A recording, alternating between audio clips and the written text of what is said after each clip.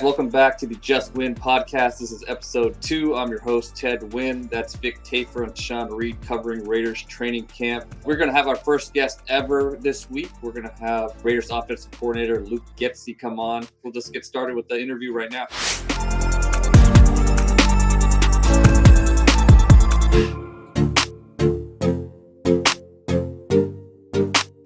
Welcome, Luke Getsy, offensive coordinator for the Raiders. He is our first official guest on the Just Win podcast. I hope you feel honored to be the first guest of this podcast ever. Absolutely. You guys didn't tell me that, man. That's exciting. No pressure. Thanks so much for joining us. I know, training camp is a grind and you got a ton of things to attend to, but we really appreciate the time. Yeah, no problem at all, man. Excited to be here. I want to ask you, when you were hired, I think Antonio referenced the game last year in Chicago. I think his exact words were, he beat our ass last year. What do you remember about that game and your game plan going into that game, and what stands out as far as that win against the Raiders last year? Obviously, anytime you're playing caliber defense that we have, and we had a great challenge, and so I thought our guys responded really well. We knew the type of game is going to be. It's going to be a physical game, and our guys really came out and brought it. And so I think that was an important part of that game was we had to come out and start fast and bring it right away. And they did that, and we were able to kind of sustain that the whole game. And obviously the defense did a good job that day against the Raiders too. So it was a good complete win. But the mentality, the physicality, we knew we were going to have to ramp it up, and the guys answered the bell. And then this offseason, I know you had, your own process where you interviewed with a few different teams, and obviously the Raiders interviewed some other candidates for the OC position. I guess how did that all play out from your perspective, kind of the winding path to ending up landing with the Raiders this offseason? Yeah, definitely a little bit of a journey, and got to meet a lot of great people, got to sit down, talk a lot of football with a lot of people, which that part of it was, nothing you hope to go through, but at the same time, really, really fortunate to get to meet as many great people and learn as much as I did. It was a really cool opportunity for me to get around and see different organizations. There's a lot of really good football coaches across the league, and that part was cool too. And then, but one thing that stood out when I came on my interview here, I just felt like, there was a really good match. It really fit well. I think philosophically, AP and I are aligned, and the style of game we want to play and the physicality we want to bring to it. I think all of that just felt right from the get-go. And there's a lot of things that happen. That's the world, right? That's our life. And the way things start out, they don't always end up that way. And at the same time, we're grateful for it. And so I'm excited. I think all those feelings that I had in that interview process, I think they've come to fruition. And I think we're off to a great start. Awesome. And in Green Bay, you helped coach some prolific offenses led by Davante Adams and Aaron Rodgers. What's your favorite Devonte story that kind of embodies the type of player he became? Yeah, really cool. There's really not a one specific moment there for Tay. I think it was really cool to see a young man, and we got there at the same time. So here's me as a young coach growing in this process, and here's this player coming in, second-round pick, and growing through this process with really good players surrounding him, and how that really never affected him. He sees himself in that light, and he stepped up and matched that intensity from the day he got there. I can remember towards the end of the rookie season, the level of play he had really helped propel us to that NFC Championship game. He was a huge part of that stuff, and the moment was never too big for him, and he was ready to go. And then the cool progression, just every year getting better and better, was really fun to be around. We'll hit training camp here in a second here, but I want to go back to the beginning. I know you were a big-time quarterback back in Akron, and you got practice squad with the Niners for a year. I think it was 2007. What kind of player were you, and how much did that experience with the Niners kind of help shape your coaching career? I was one of those guys that everyone said I'd always be a really good coach. It's just no, I took a lot of pride in the work that went behind it, and I felt like being mentally prepared for games was important. Felt like the leadership part of it I was pretty good at. Is something that I always took a lot of pride in, and I think while I may not have been physically as talented as others, I think I picked it up in other areas, and we were able to have some success at Akron. It was pretty fun. Very fortunate to have that experience. And then with the Niners, it didn't go necessarily the way that I wanted to as far as opportunity-wise, but the people that I met and the opportunity to be around those people were kind of put me in the position I'm in now. Being Frank Cignetti was my quarterback coach, and Jim Hassler was the OC, and those two guys were huge in helping develop me and get me to where I am today. And Frank's been a mentor to me since that moment. And he's really helped inspire me in the style of thinking about the game, the way I think about the game. And he helped, get me the opportunity to be his brother's offense coordinator at IUP, and got me hooked up with guys like PJ Fleck and Mike McCarthy. So like when you can go prove something to people and stand out, I think that was, that really just letting showing your work ethic and mentality and your approach is really what kind of probably stood out to them. Obviously way more than my talent did. And that gave me the opportunity to be here today for sure. And you could have, continued to try to play, even if it wasn't in the NFL and other leagues. I guess what ultimately made you press go on that decision to fully pursue a coaching career? And, you've worked with a few different head coaches throughout your career. Who would you say have been the biggest influences in shaping who you became as a coach?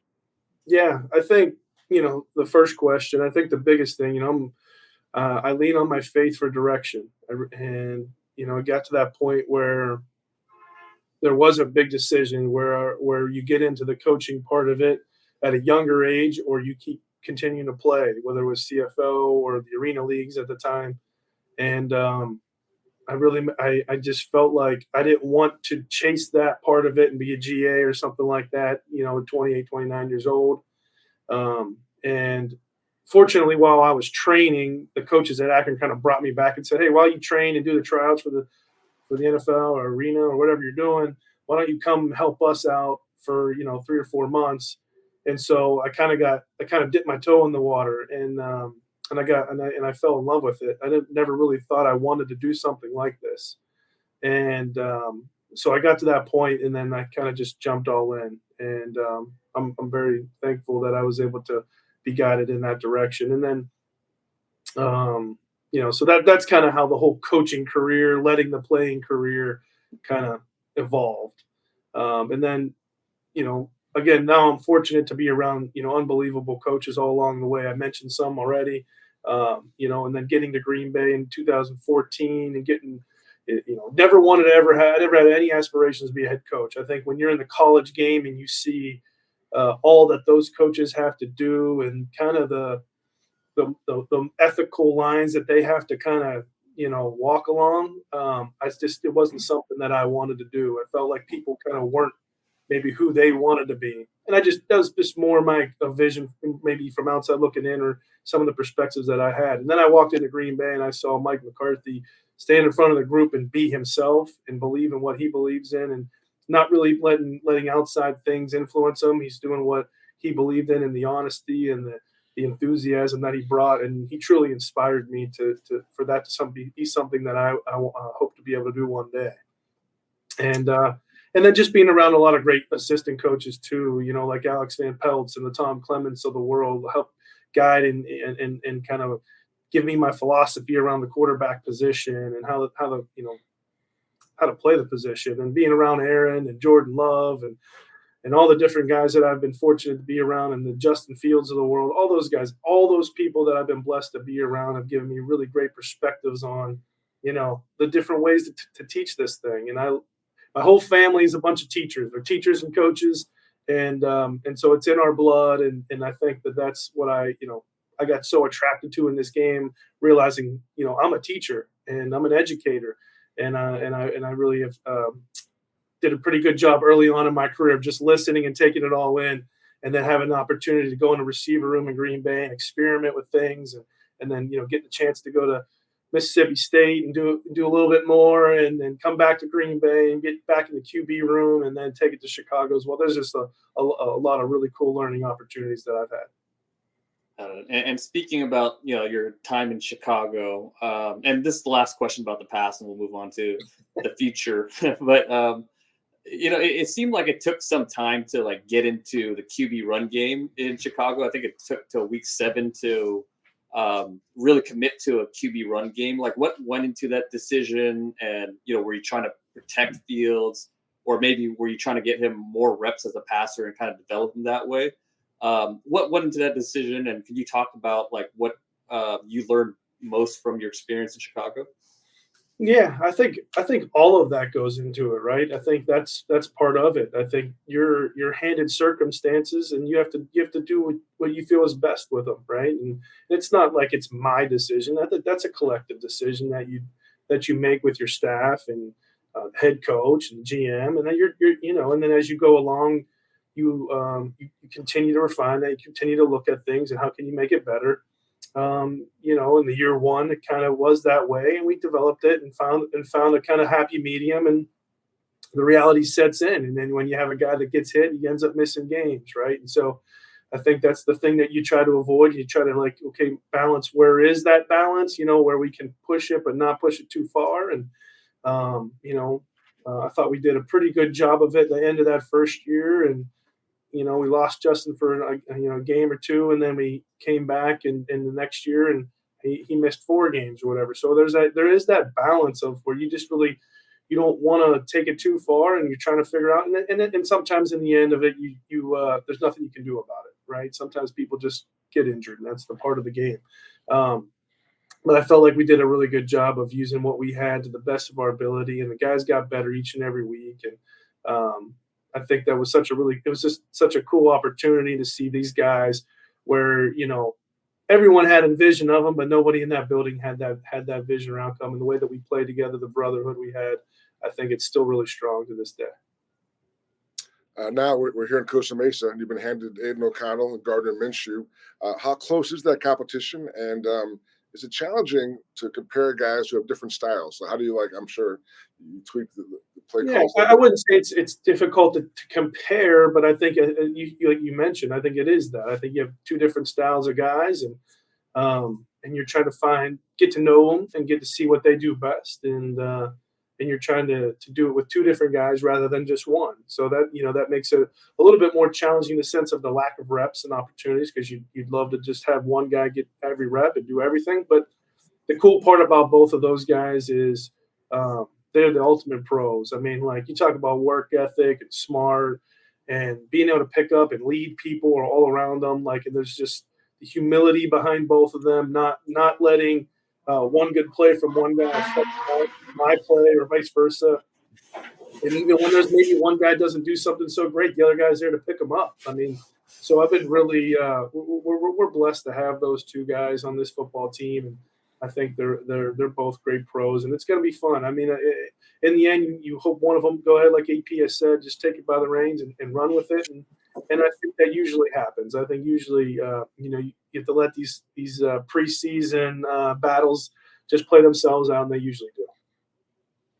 And kind of backtracking to the offseason a little bit, when you were hired, GM Tom Telesco and the scouting staff, they'd already done a lot of work, in sort of preparing for free agency and the draft and things of that nature. But once you were on board, what sort of input did you have in, sort of helping formulate the plan at quarterback and really just, the overall offensive plan when it came to the roster?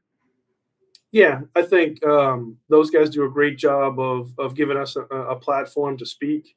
And I think, we did that. We had every opportunity to do that. And obviously that's AP and Tom's deal, and whatever they ever decide, we're always going to have their back. But they did a great job of giving us that opportunity to speak about that stuff and the whole process, whether that was free agency, whether that was draft, and even post draft. We do a really good job here of reflecting and talking about processes and stuff. And so I think all of that has been a very positive process. When you have an alpha receiver like Davante Adams that gets so much extra attention from defenses, what do you tell your quarterback as far as having to balance throwing away from double coverage and going to some of the one-on-ones away from him, and also having to force feed him at times because you want to give your guy the ball? I think sometimes even Derek Carr struggled with that in his first year with Davante Adams. How do you coach your guys to kind of walk that line? Yeah, I mean, first off, we don't ever want to, when you use that word force feed, I don't we try not to speak in necessarily that type of language, but I think it's more of like, okay, his open might be a little bit more different than other people's open. I think that's something I got to experience right in my past, where teams would play like a two-man to Tay, and they're undercutting, playing a trail technique, and we're throwing back shoulder fades to them when in coverages that you would typically say, okay, say no to that and go progress your front side progression. Where in that case, in those particular instances, we still threw it, and that's all part of getting to know each other. And so we have a process within each play, and our quarterbacks are always going to lean on that. And then in the end, players have to bring plays to life. And so whether that's a particular coverage that's given or that's a particular play, I think the connectivity and how the more we can get these plays or concepts to be ingrained in them and let them bring it to life, that's when the really cool stuff starts to happen. And watching camp, and I'm sure it's safe to say you've had your hands full with this D line and the defense every day in practice. Have you had to kind of reach into your bag a little more? Do you want to kind of get a chance to run some stuff? I mean, there's so much pressure up front. Yeah, no, we're trying to do our best to stick to everyone getting to know the system. You want to get through your installations first before you start getting kind of thinking outside the box. And we threw a lot at the guys in the off season and to get ready for these moments, and we've reaped the reward of that. I think here in training camp, where the guys' knowledge of what we're doing, what we're asking, about the expectation of what we're asking is known, and they're performing it at a high level. Yeah, sure, there's a one-on-one situation that maybe doesn't go our way sometimes, but that's football anyways. I mean, that is what it is, and we're fortunate we get to go against the best. And so we're taking advantage of that opportunity and not necessarily, if you're playing against Maxx, you're going to chip him, you're going to run away from him, you're going to do all this stuff, right? But we're trying to avoid as much of that as possible in this scenario because we want to get better ourselves, right? Our guys have accepted that challenge, and they've been freaking running off that ball and trying to dominate as much as they can too. And so it's been fun to see. And we'll save the game planning for when we get to teams we want to game plan. And leading up to the draft, there was as always, a lot of talk about, what the Raiders are going to do in the first round, and a lot of positions came up, but tight end wasn't really one of them. I guess at what point in the pre-draft process did you think that, you guys might realistically have a shot at getting Brock Bowers? And, obviously his college career speaks for itself. He was a highly productive player at Georgia, won a lot of games. But has there been anything from him that you learned through OTAs or training camp or seen that maybe you didn't expect, that even he's been better in an area that maybe you didn't know going into it? Watching the film, I think it stands out. I think everybody in the process wasn't sure he was even going to make it, to us. I think for whatever it is, the perspective of the position in the draft has kind of been fuzzy and went first round. And so that was probably our fortune, right? That people were willing to say no to such a high caliber player. And then just really honestly, the humility of the young man is what kind of gets me, because he's as good of a teammate and as humble of a young man as I've been around. And then when he gets out on the practice field, he's relentless and he plays with a passion that's just really cool. And so I think that part of it probably shocked me more than anything, and just getting to know the human being in the sense of the style of play that he plays, and then you match this person. The work ethic matches his play style, so that's pretty evident. So you use multiple tight ends a lot with the Bears, and obviously now with Michael Mayer and Bowers, 12 personnel is probably going to be a big part of this offense. I think defenses have moved towards lighter boxes, more two safety looks. Do you think, having 12 personnel and being able to run against those looks is an advantage? And what excites you about the dynamic between Mayers and Bowers? Yeah, I think what I've in my, especially in the last 4 or 5 years experience is, these having dynamic players, whether they're tight ends, receivers, runners, whatever, dynamic players that can do different things is really critical. Because like you said, these defenses are doing everything they can to not let you capture edges and not let you get behind them, and to be able to challenge them in different ways, being able to run at them, or being able to play past them, or being able to find creative ways to capture the edge is really important. And it really comes down to those dynamic players. As many of those as you can get, the cooler parts that you can have in your offense. And that's really what it comes down to. It's always about the player. And, It's our job to give them that opportunity. When you have guys like Mike and you get guys like Brock, and you pair them with the receiving core that we have, I think that gives us a unique perspective on different angles that we can take this thing to make it give the defense the perception that it's an 11 personnel look, or give the defense it's a perception that's a 21 personnel look, and anywhere in between. And that's, I think that for us, that's going to be a cool dynamic. And it sounds like you're adaptable to the personnel, and you want to build your system around the players that you have. But is there a certain, and you talked about this with what the tone that Antonio Pierce is trying to set. What identity do you want this offense to have? What do you want this offense to be, not just in year one, but moving forward under you? Yeah, I mean, first off, we want the brotherhood to be stronger than anything else.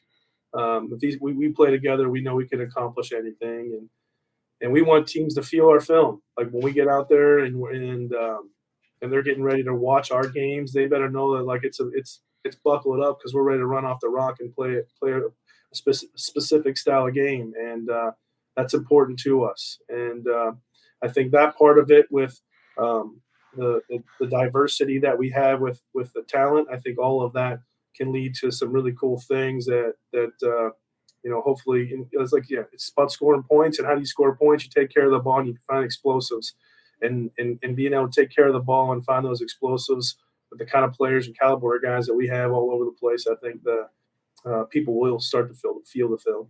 All right, Luke, thanks a lot, man. Appreciate it. No problem, guys. Appreciate you guys having me. Right. Number one, first ever. First ever. Man. First guest. If you get some, goes down forever. Where's the champagne? We should have had some champagne in a bottle or something. Thanks, guys. Appreciate you. All right, take care. Appreciate you, man. All right, that was nice of Luke to give us some time during training camp. It could be pretty hectic, so just giving us 20 minutes is a lot. But guys, what do you guys think? What other topics in training camp have come up? And we got to talk about Dylan Laube, right? Dylan Laube is the hype train. But I think the last couple of days, the offense has made a little bit of strides. They're having a hard time.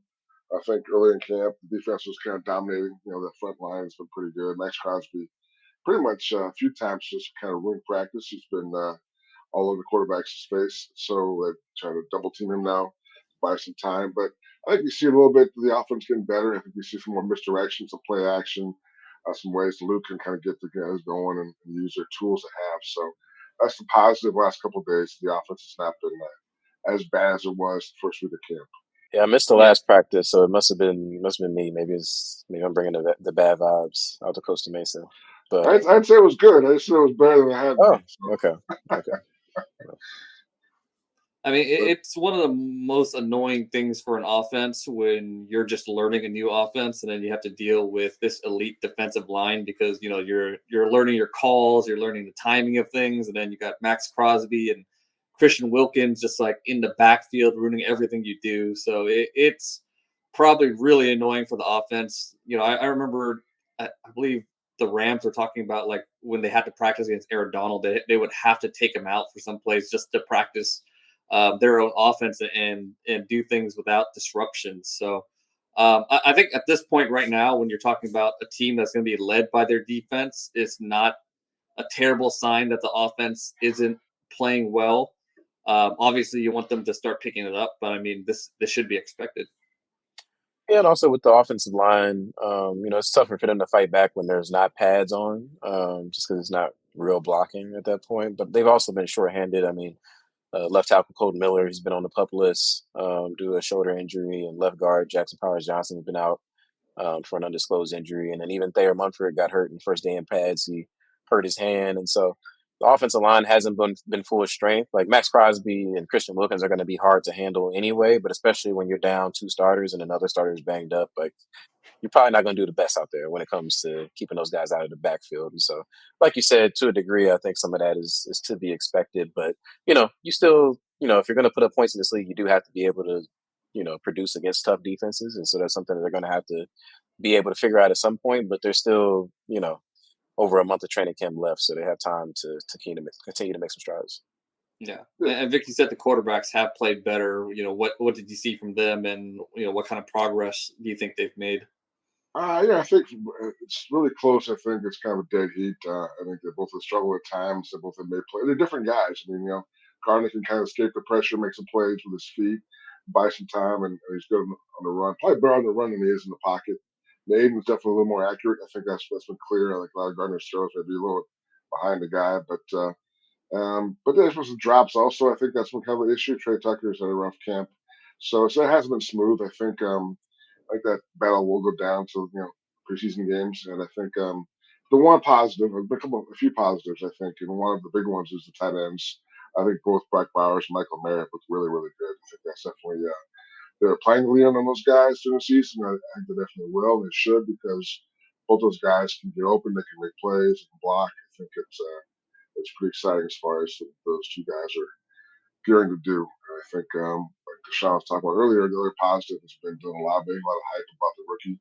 He's looked good. I wouldn't say he's looked great, but do you see why they picked him? He's definitely a guy who can make some plays out of the backfield. He's got some quickness. So I think we'll see how much he plays, but he's definitely doing well for himself so far in camp. Man, Josh McDaniels would have been in love with Laube. He just came a year too late. He could have saved his job, maybe. Can't speak that name. Well, he's not very big. That's the concern. I think Josh liked a little bigger, small white guys. I mean, Laube's pretty tiny. Pretty tiny. A little bigger, a little bigger. Well, that's why I was the problem with Redford. Redford wasn't big enough. Right? Redford wasn't as big as like Elman or Walker, those kind of guys. He was too skinny. So Laube, I think, needs some time in the gym, but in the weight room. But again, he's gotten some first team reps at times. I think people again are getting really excited about it. I think it's cool. I don't want to dull the buzz a little bit, but I do think they know what Amir Abdullah can do, so there's no real reason to give Amir reps. I think as many as Laube does get at this point. So I'm not positive that Laube's blowing by Abdullah for a role, but we'll see. I mean, it's all fluid. Have you guys seen him split out outside a little bit or in a slot, or because that's a new skill set. Like that's a different skill set than just running routes from the backfield. You could actually split out and run a few routes. That could make you an interesting part of the offense. Yeah, I mean they've used him more in that third down back type of role. Like he's gotten some reps with the starters, but it's been like that particular situation. And so a lot of times he's in the backfield, but there have been times where he splits out wide. I know there's certain rules about how much scheme we can get into, but they're going to use his receiving skills for sure whenever he's out there. But to be clear, like Zamir White is the starting running back.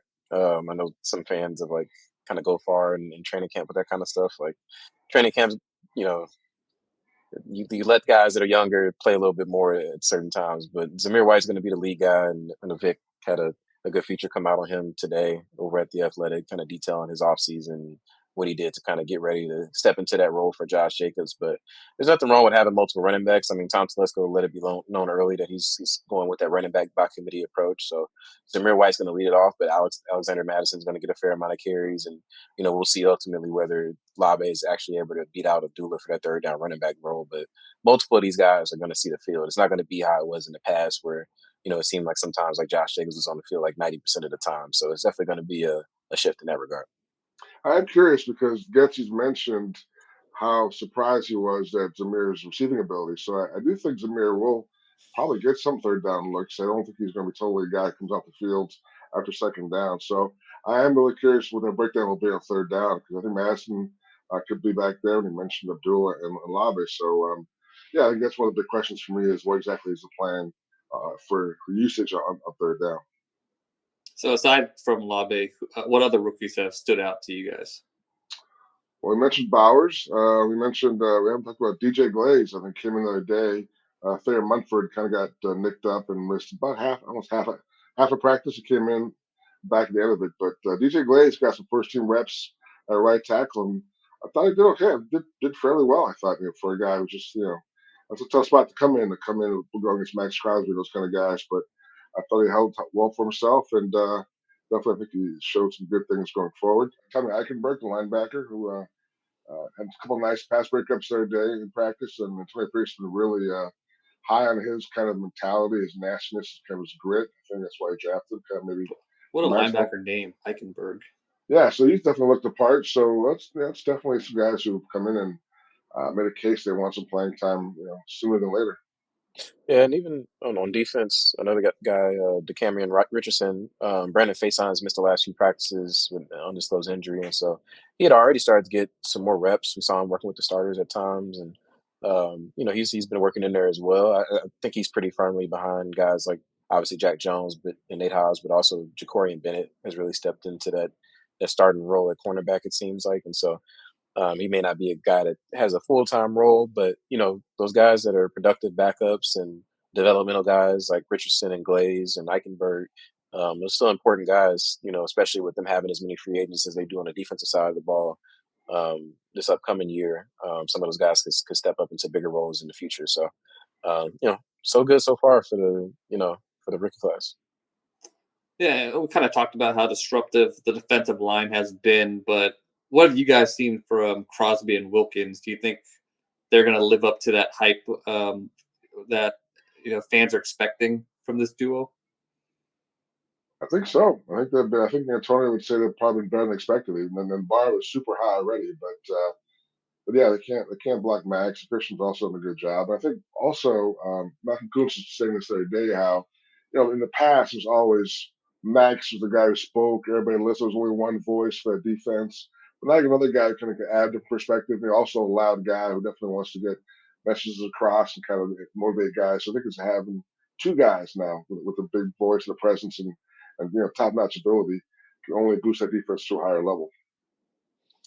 Yeah, I mean Crosby. I mean we know what he is at this point, but it's still impressive to see him just sort of take over practices in the way that he does, coming off the edge. And he mostly goes. He kind of not kind of, but he did challenge Thayer Munford and let him know he's basically going to be going at his head all training camp, and he's been a handful for him and DJ Glaze when he's been out there. But and Christian Wilkins in the middle is making plays as well, and I think we've kind of seen a little bit of the dynamic that they're going to cause for opposing offenses. Whereas in the past, you could pretty much kind of get away with double teaming Max and not having to worry about anybody else on the line until Malcolm Kuhn stepped up toward the end of last year. But now, if you double team Max, you're leaving Christian Wilkins on the interior one on one. If you double team Christian Wilkins, then you're leaving Max one on one. And so it's sort of a pick your poison dynamic as an offense. And I think we're seeing other guys on the defensive line benefit from that attention that they draw. Adam Butler, to me, he's had a really impressive camp at defensive tackle. With John Jenkins, he's been out with an injury, and so he's basically been getting starter reps. And whether it's the run game or the pass game, he's basically living in the backfield right now. Pretty much every time he's going to get a one-on-one matchup, because of that attention that Wilkins and Crosby draws, and even Malcolm Kuntz. People know who he is now, especially after the run that he made toward the end of last season, but it's still, you can't really send too much extra help his way. And so I think it's going to be, kind of rising tide lifts all boats type of situation when it comes to the D-line. It looks really good so far. And, with the defense as a whole, you're seeing the secondary really be able to feed off of them. I know Jack Jones, we talked about it last time. He kind of joked they might not even have to cover at times this year. And he's being facetious, obviously, but it's kind of true. There's been plays where Crosby is literally back there almost as soon as a quarterback gets the ball, and the play is pretty much finished. And so this unit looks like it has, all the potential to live up to the hype that was set in the offseason. I can hear fans right now asking, "What about Tyree Wilson? How about Tyree?" I wouldn't say Tyree's had a great camp. I think Tyree's still kind of a project. I think, and you heard, like all offseason, we heard about Tyree Wilson, Trey Tucker, Jacorian Bennett, great off seasons to really going to really take off this year. And with Jacorian, I think he's definitely back that up. I think he's had a great camp. He's shown he's ready to make an impact. He's definitely a guy who learned from last year. He's gotten better. He has right mentality. Tucker struggled with some drops at camp so far, so we'll see with that. And Tyree Wilson, I don't know if he's going to have an impact this year, which is fine, I guess, because they have other guys who can. But for a guy who's a first-round pick, I think he still struggles at times getting off the ball.